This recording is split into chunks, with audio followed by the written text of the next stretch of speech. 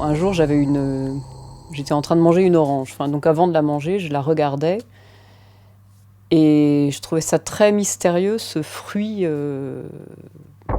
je voulais savoir ce qu'il y avait dedans, enfin derrière l'écorce. Enfin, voilà, l'idée c'était de, de trouver ce qui était à l'intérieur de l'écorce. Du coup, j'ai pelé mon orange en un seul morceau. J'ai reconstitué l'écorce et j'ai versé du plâtre dedans.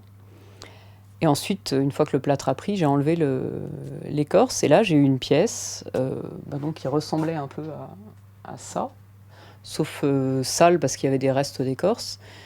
Et j'ai trouvé ça très étrange comme objet. Et j'ai eu envie d'en faire d'autres. Je pense que chacun voit ce qu'il veut voir. Moi, à chaque fois que je fais une cuisson, donc quand je sors mes pièces de la cheminée, je suis toujours très étonnée. Et c'est toujours quelque chose de vraiment inattendu. Et c'est aussi ce que j'aime bien, là, c'est cette découverte à chaque fois. Donc je suis partie d'agrumes, et là finalement j'ai effectivement des météorites, des petites planètes.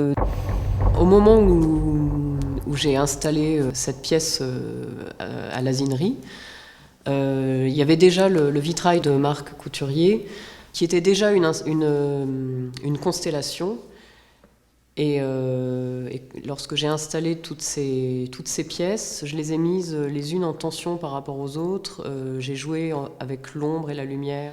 Et quand on regarde globalement l'installation, c'est aussi une constellation, donc ça dialogue très très bien avec Marc. Et c'est ça que j'aime beaucoup aussi à Chaumont, c'est qu'il y a vraiment un dialogue entre les artistes.